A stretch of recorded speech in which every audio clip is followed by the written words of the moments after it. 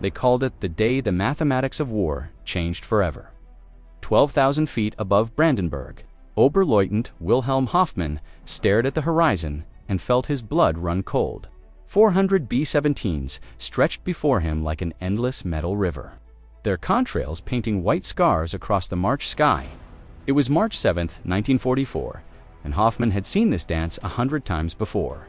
The Americans would bomb, turn for home, and somewhere around Hanover, their escort fighters would vanish.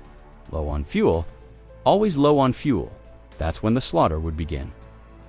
Hoffmann checked his fuel gauge. Full tanks. 3 hours of killing time. Those new American Mustangs with their bubble canopies and ridiculous nose art, they'd be lucky to manage 45 minutes over target before limping home on fumes. The mathematics were simple, brutal, unchangeable, or so he thought. What Hoffmann didn't know was that 3 months earlier, in a converted furniture factory in California, a group of engineers had just rewritten the rules of aerial warfare. They had created something that would transform the hunters into the hunted, something that would turn the entire German air defense doctrine into a death sentence. They had created the impossible. 2,000 feet below, Feldwebel Ernst Muller's voice crackled through the radio. Klein frowned, approaching from the west. They're not breaking off. Hoffmann frowned. The American escorts were still glued to the bombers, well past their usual turnback point. Through the haze, he could make out those distinctive laminar flow wings. But this was wrong. All wrong. They should be running for home by now, their engines coughing on vapor, their pilots sweating fuel calculations. But they weren't running, they were hunting. The story of how this happened begins with a desperate telegram in April 1940. The British needed fighters. Lots of them. Fast, North American aviation made an insane promise. A prototype in 120 days. Most companies took 2 years. Chief designer Edgar schemed, didn't sleep for 72 straight hours. Draft tables ran around the clock. What emerged was the NA-73X, a sleek aircraft that flew for the first time on October 26, 1940. It was good, but not exceptional. The Allison engine wheezed above 15,000 feet like an old man climbing stairs. The British took delivery, named it the Mustang, and used it for reconnaissance. Nobody thought it would amount to much. Nobody except one man.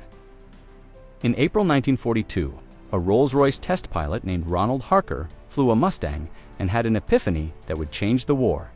The airframe was magnificent. That revolutionary laminar flow wing gave it speed and efficiency that surpassed anything British engineers had produced. But that Allison engine was strangling its potential. Harker wrote 3 pages that would alter history. Marry this airframe to our Merlin engine, and you'll have the best fighter in the world. On November 30th, 1942, the first Merlin-powered Mustang roared into the sky. What happened next defied belief. Maximum speed jumped from 390 to 440 miles per hour. Service ceiling soared from 30,000 to 42,000 feet. But the real revolution lay hidden in the fuel consumption. Figures that made American intelligence officers read the data 3 times to believe it. 43 gallons per hour at cruise settings. 43. The mathematics were staggering. A P-51D carried 269 gallons internally, plus 2 110-gallon drop tanks. At optimal cruise, that gave it a theoretical range of over 2,000 miles. Berlin was 750 miles from British bases. The Mustang could fly there, fight for 30 minutes, and fly home with fuel to spare. The numbers that German intelligence had mocked as American propaganda weren't exaggerated. They were conservative. Back over Brandenburg, Hoffmann was about to learn what this meant. He led his swarm in a diving attack on the bomber formation, executing the standard tactic that had worked for 3 bloody years. Strike hard, strike fast, climb away before the escorts could react. They couldn't afford to chase you. They never could. But as he lined up on a straggling B-17, his wingman screamed through the radio, "Mustangs, they're following us down." This had never happened before. American escorts stayed high, protecting the bomber stream, paranoid about fuel consumption. But these Mustangs had fuel to burn. Literally, Captain Donald Gentile of the 4th Fighter Group had been waiting his entire life for this moment. His P-51B, Shangri-La, carried enough fuel for 5.5 hours of flight time. He'd taken off at 0830 hours, rendezvoused with the bombers over the Dutch coast, and still had 4 hours of fuel remaining. When he saw the 109s diving on the bombers, he didn't hesitate. Horseback leader, this is horseback 1.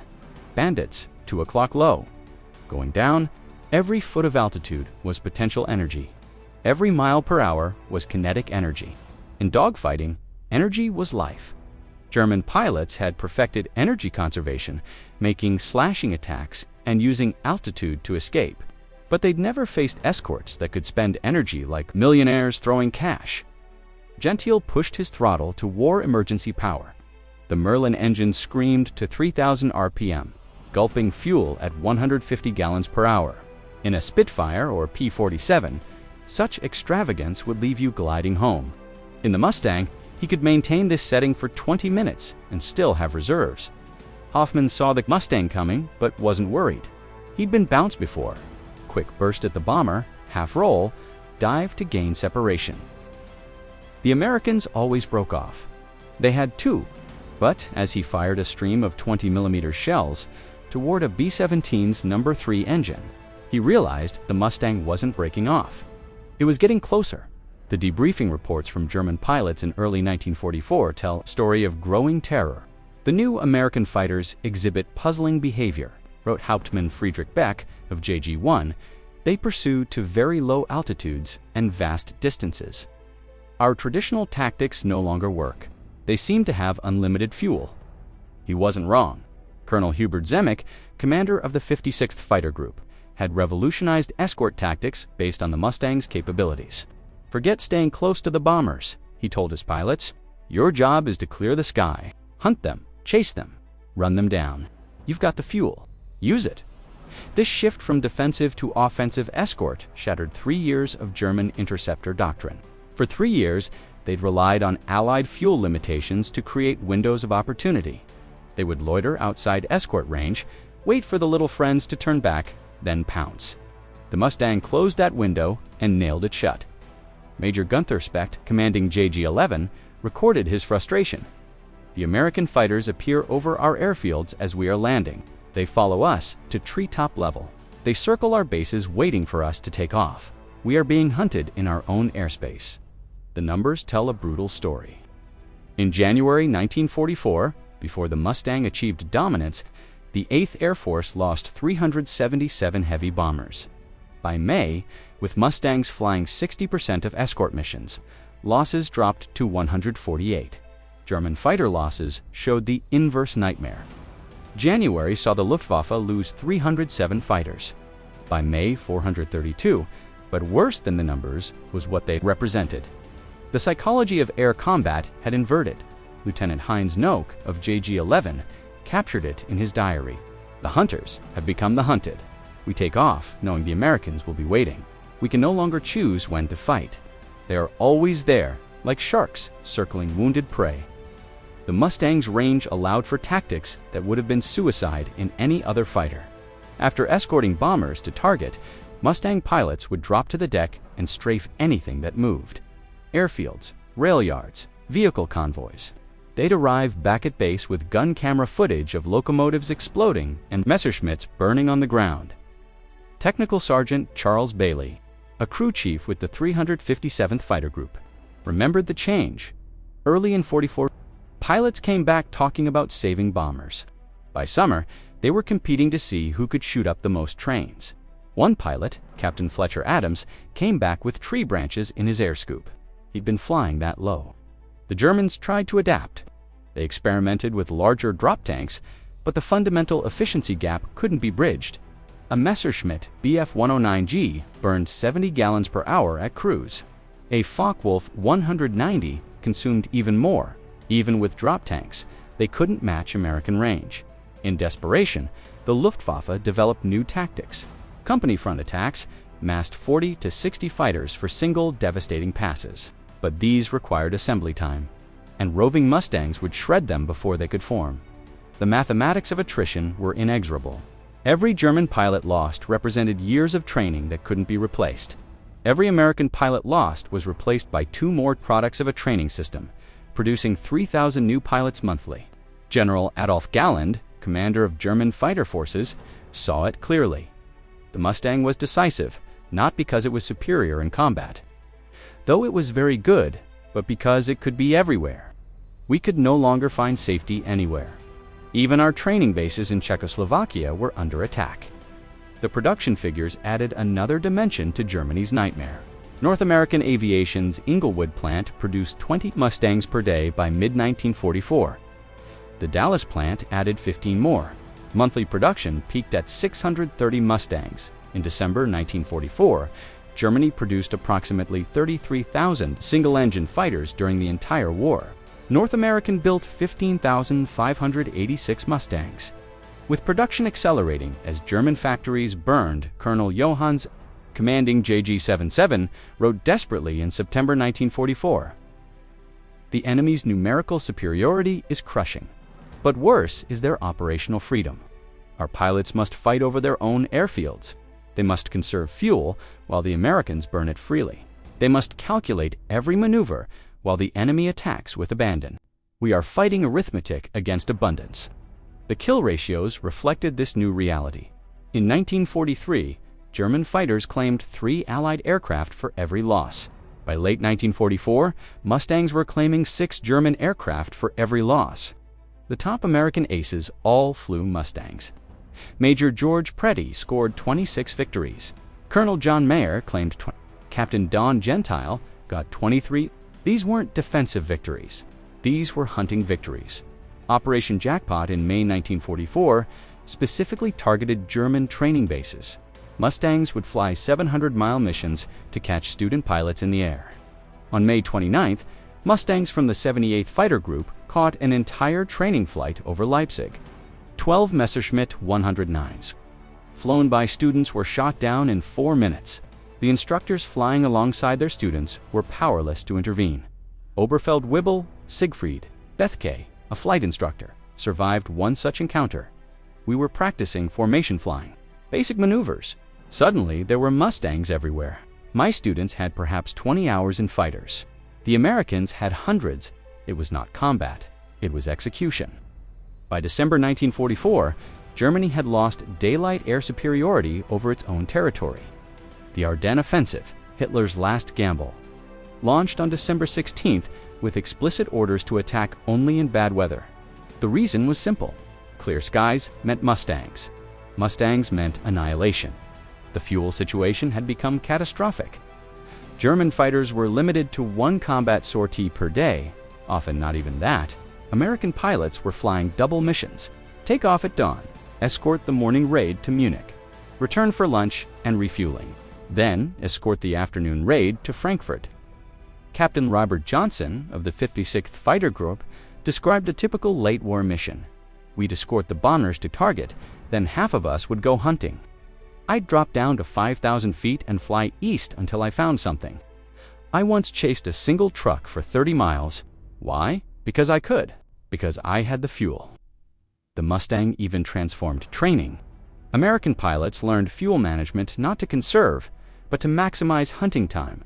They learned specific RPM settings that would give them an extra 30 minutes over enemy territory. German pilots, conversely, were taught to minimize combat time and conserve every drop for the return flight. Lieutenant Oscar Busk of JG-3 wrote to his wife in February 1945, "The Americans own the sky. We take off in darkness and land in darkness. Even then, they sometimes catch us hunting by sound." Last week, Weber was shot down in a landing pattern, geared down, flaps extended. The American followed him through the entire approach and killed him 500 meters from the runway. By March 1945, the Luftwaffe resorted to Rammjäger, ramming attacks. Volunteer pilots attempted to ram American bombers, bailing out at the last second if possible. It was suicide born from mathematical impossibility. Even these desperate tactics were frustrated by Mustangs shooting, down ramming fighters before they could reach the bombers. The final statistics are staggering. Mustangs flew 213,873 sorties over Europe. They claimed 4,950 aerial victories and lost 2,520 aircraft to all causes. 1 Mustang lost for every 85 sorties. 2 German aircraft destroyed for every Mustang lost to enemy action. But the most telling statistic is this. By April 1945, the average German fighter pilot had less than 50 hours in type. The average American Mustang pilot had over 400 hours. Germany ran out of experienced pilots faster than it ran out of aircraft. Wilhelm Hoffmann, the German pilot over Brandenburg, survived the war. In a 1985 interview, he reflected, "We had trained for short, sharp engagements. The Mustang pilots fought like they had all day, because they did.